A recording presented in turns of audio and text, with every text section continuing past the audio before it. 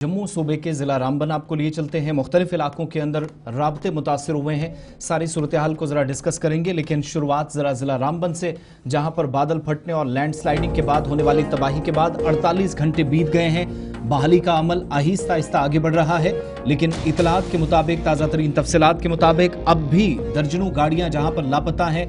शाहरा मुकम्मल तौर पर आज तीसरे दिन भी बंद है और 10,000 से ज्यादा छोटे बड़े मवेशियों के हलाक होने की इस अफसोसनाक वाक़े में इशफाक इतलात मौसूल हो रही हैं। बड़ी खबर कि क़यामत सुगरा रामबन और आसपास के इलाकों के अंदर साफ नजर आ रही है। चट्टानें खिसक आई, हल्की बारिशों ने तबाही मचा दी और आनन फानन में रामबन का पूरा इलाका खंडरात में तब्दील हो गया है। बड़ी खबर इस वक्त सामने आ रही है कि आज तीसरा दिन है जब श्रीनगर जम्मू कौमी शाहरा मुसलसल बंद है। एक तरफ से कौमी शाहरा बंद है और कौमी शाहरा पर हजारों गाड़ियां दरमांदा है। सूबाई इंतजामिया का ये वादा और ये बात कि श्रीनगर के अंदर ग़िज़ाई अजनास की कोई भी किल्लत नहीं है।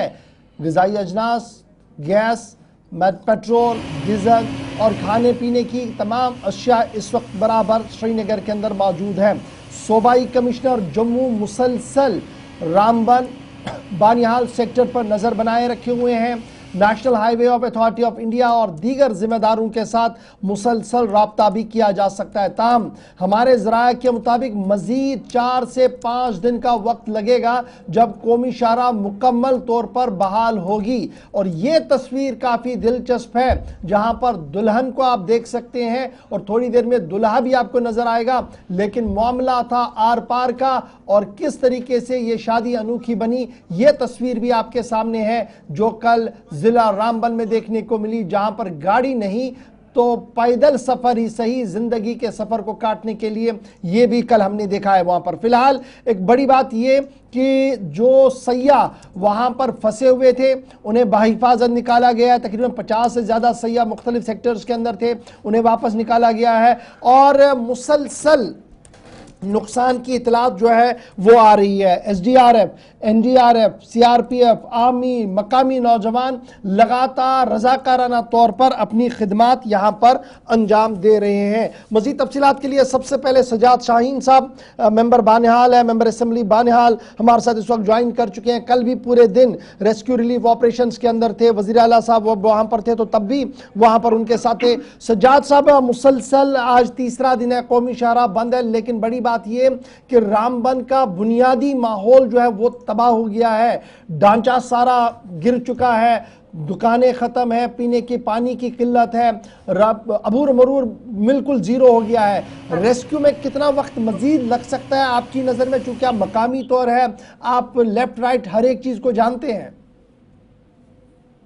अशफाक गौर साहब, जहाँ तक ये जो हम इसे क्लाइमेट डिजास्टर कहेंगे, जो 19 और 20 तारीख को बदकिस्मती से यहाँ जिला रामबन के कई इलाकों में मुसलसल हेल स्टॉर्म बारिश की वजह से क्लाउड बर्स्ट हुए और कई जगहों पे लैंडस्लाइड आए और उसका बहुत ज्यादा जो नुकसान है वो रामबन टाउन के अंदर हुआ, धर्मकुंड के अंदर हुआ। रामबन टाउन में कई मकानों को नुकसान पहुंचा है, कई दुकानें जो है बह गई हैं और धर्मकुंड के अंदर 37 के करीब एक लैंड ब्रस्ट अपने क्लाउड बर्स्ट होने की वजह से 37 के करीब घर जो है वो बिल्कुल डैमेज हो चुके हैं। तो मैं ये समझता हूँ कि न सिर्फ ये नुकसान है, बल्कि बानिहाल के कई इलाकों में जबरदस्त ज़ालाबारी होने से जो ऑर्चर्ड्स हैं, जो फ्रूट ग्रेन ट्रीज हैं, उनको नुकसान पहुंचा है, कई रेजिडेंशियल प्रॉपर्टीज को नुकसान पहुंचा है। और मैं ये समझता हूँ कि ये एक डिजास्टर है जो हमको कई सालों से के बाद देखने को मिला है। तो मैं ये समझता हूँ कि नेशनल हाईवे का जहाँ तक ताल्लुक है, नेशनल हाईवे भी एक पोर्शन मारोक से रामबन के बीच में बड़ी बुरी तरह से डैमेज हो गया है। 2-4 दिन का वक्त दरकार है उसको रिस्टोर करने में। तो मजमूई तौर पे हालात बड़े संगीन है। It's a crisis like situation. लोग दरमांदा है और जम्मू बाउंड जो पैसेंजर्स, कश्मीर बाउंड पैसेंजर्स जो हैं, उनके पास कोई साधन नहीं है अपने अपनी मंजिलों तक पहुंचने का। तो हमने कल भी ये अपील की थी हुकूमत हिंद से के जो रेल है, रेल को ह्यूमैनिटेरियन ग्राउंड्स पे जो है वो कुछ दिन के लिए चलाया जाए, ताकि जब तक उसका फॉर्मल इनॉग्रेशन जो है वो 19 को होना था, नहीं हो पाया मौसम खराब होने की वजह से। तो हम मोदमाना गुजारिश करते हैं प्राइम मिनिस्टर साहब से, रेलवे मिनिस्टर साहब से, हमने कल वजीर आला साहब की नोटिस में भी लाया कि टेकअप किया जाए, ताकि ये जो ह्यूमैनिटेरियन क्राइसिस को थोड़ा सा डिफ्यूज किया जा सके। रेल की आमदोरफ्त से लोग आगे पीछे जाना शुरू करेंगे। सज्जाद शाहीन साहब, हमारे नोटिस में जो बात है कि 300 से ज्यादा मकानात और दुकानें जो तबाह हुई हैं, सबसे बड़ा वो लॉस है क्योंकि वो लोग अब मुकम्मल तौर पर बेघर हो गए हैं। इब्तदाई क्या मालूमात आपके पास हैं कि शुरुआती दौर में कम से कम उनको राहत मिले, रिलीफ उन तक कुछ पहुंच सकी है? आज दिन में क्या सरगर्मियां रहेंगी इस हवाले से? बाकी चीज़ें तो हाईवे का काम कंसर्न एजेंसी ने अपने हाथ में लेना है, और उमर साहब के मुताबिक 4 से 5 दिन का वक्त वो मजीद मांग रहे हैं, जहां वक्त लग सकता है।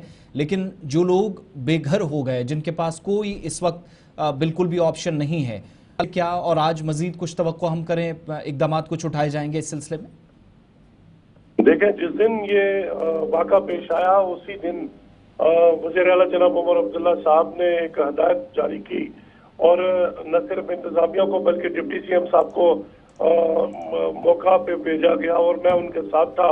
हम मुसलसल 3 दिन से वहाँ कैंप कर रहे हैं। कल भी वज़ीर आला जनाब उमर अब्दुल्ला साहब को रामबंद आना था, लेकिन मौसम की नबीयत जो थी वो बिगड़ गई और उनका चॉपर नहीं पहुंच सका। लेकिन मैं मुबारकबाद पेश करूंगा उमर साहब को, जो बाई रोड उन्होंने कई किलोमीटर सफर करके वो मारोक तक पहुंचे। उन्होंने जायजा लिया जमीनी सूरत हाल का, कई पैसेंजर से मिले, जो ट्रांसपोर्टर्स रास्ते में फंसे उनसे मिले, दरमदा लोगों से मिले, और आज उमर अब्दुल्ला साहब यहाँ फिर से रामबंद आ रहे हैं, और ताकि वो ऑन स्पॉट जो है उन जगहों पे जा सके जहाँ पे नुकसान हुआ। अभी वो धर्मकुंड जाएंगे थोड़ी देर के बाद, उसके बाद फिर रामबन के अंदर जो नुकसान हुए हैं कई जगहों का वो दौरा भी करेंगे। उसके बाद एडमिनिस्ट्रेशन के साथ मीटिंग लेंगे। जहाँ तक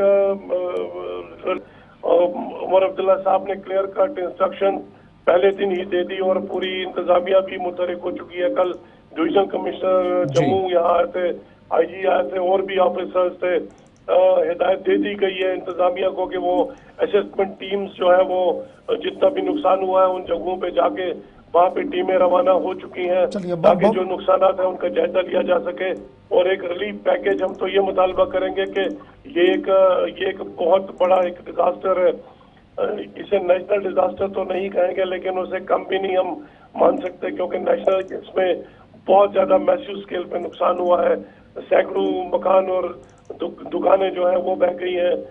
तकरीबन 100% जो क्रॉप था जो इस दफा होना था हमने वो लगभग खत्म हो गया। बहुत शुक्रिया जी सज्जाद साहब ज्वाइन करने के लिए। बड़ा इंपॉर्टेंट ये है कि वज़ीर आला साहब आज दोबारा इस इलाके का दौरा कर रही हैं। बड़ी चीज ये है, एक जो मकामी आबादी वहां पर है वो बुरी तरह से मुतासर है। बिजली की पीने का पानी, बिजली, सड़क, स्कूल, कॉलेज सब तहस नहस हो गया। दूसरा, इस कौमी शाहरा पर जो सफ़र कर रहे थे, चाहे वो तवेरा वाली गाड़ी थी, चाहे वो माल बरदार गाड़ियाँ थी, वो इस जद में आई हैं, और वो बेचारे बिल्कुल बेयारो मददगार है। अभी तक भी सूबाई इंतजामिया, रियासती सरकार की तरफ से उस पर कोई तवज्जो नहीं। अच्छा इशफाक, 2 तरह की परेशानियां, एक तो नेशनल हाईवे को जो मलबा हटाना है वो हज़ारों टन है, जो कंफर्म या डायरेक्टर, जो प्रोजेक्ट डायरेक्टर हैं national highway authority of India के।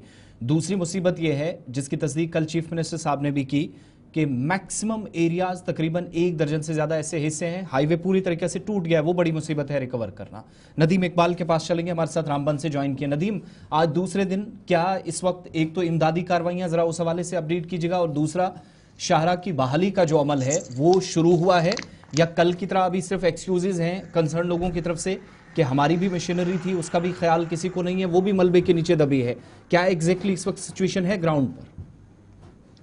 बिल्कुल, देखिए आसिफ, अगर हम 2 चीजों पे बात करें, एक तो श्रीनगर जम्मू नेशनल हाईवे पर उस पर रेस्टोरेशन का काम चल रहा है। हालांकि PDNHI की तरफ से कल बताया गया कि हमारी मशीनरी भी जो मलबे तले आई है, तो वहां पर रेस्टोरेशन का काम, हालांकि अगर उनकी माने तो उनके मुताबिक 5 से 7 दिन का वक्त लगेगा रोड को रेस्टोर करने में। और इस बीच कई गाड़ियां जो मलबे तले दबी हुई भी है, तो वो लोग भी जो परेशान हाल है, कंपनसेशन की डिमांड कर रहे हैं। लेकिन दूसरी तरफ अगर हम आएंगे कि इस तबाहकुन हालात के बाद, मौसमी सूरत हाल के बाद रामबन के अंदर के हालात किस तरह के हैं, क्योंकि कल हमने प्रोग्राम्स भी टेलीकास्ट किए कि लोगों का ये कहना है कि अगर इंतजामिया की तरफ से बताया जा रहा है कि हमने राहत कैंप लगाए हैं, हमने लोगों को एवैक्यूएट किया है, उसके बाद हमने रखा कहाँ है, खाने पीने का इंतजाम कहाँ है, ये जो मुतासिरीन है उन तक बिल्कुल भी नहीं पहुंचा है। रामबन के अगर हम अलग अलग इलाकों की बात करें, जिसमें हम टंगर बगाड़ के इलाके में देखें, लगभग 100 से 150 के आसपास जो भेड़ बकरियां है एक शख्स की, वो जो मर गई है, वो भी मुआवजे की डिमांड कर रहा है। जिन लोगों के बिजनेस यूनिट से हमारे लिए मुआवजे की फाइल्स बनाई जाए, अरे की टीम तो कॉन्स्टिट्यूट की गई। और कल के दिन में आपने देखा कि यहाँ ड्यूकाम साहब आए, लीडर ऑफ अपोजिशन आए, डिप्टी सीएम उससे पहले आए थे, कल शाम को सीएम भी यहाँ आए, आज भी सीएम ने यहाँ पर आना है। लेकिन अब लोगों का ये कहना है क्योंकि रामबन के अंदर ये चीजें पहली बार हुई नहीं है, इससे पहले भी हुआ है, लेकिन जो लोग बेघर हैं, जो लोग आज खुले आसमान तले जिंदगी बसर करने पर मजबूर है, उन्हें सरकार की तरफ से एसडीआरएफ नॉर्म्स के अलावा कोई भी इमदाद नहीं मिली है, स्पेशल पैकेज अनाउंस हुआ नहीं है। लेकिन आज लोगों की उम्मीदें हैं कि हमारे लिए स्पेशल पैकेज अनाउंस किया जाएगा, क्योंकि धर्मकुंड का इलाका जहां पर आज सीएम उमर अब्दुल्ला पहुंचने वाले हैं, 37 घर वहां से पूरी तरह से तबाह बर्बाद हो गए हैं। और वो लोग जो एनएचपीसी के क्वार्टर से वहां पे रिजाइड कर रहे हैं, लेकिन लोग परेशान है, बिजनेस यूनिट होल्डर जो है वो परेशान है। और रामबन के अंदर तबाही आप देखेंगे, चाहे वो करोल का इलाका हो, चाहे वो नेरा का इलाका हो, रामबन हो, कहूबाग हो, उसके साथ साथ सेरी रामबन की बात करें, धर्मकुंड की बात करें, मैत्रा की बात करें, यानी हर तरफ आप देखेंगे कि तबाही है।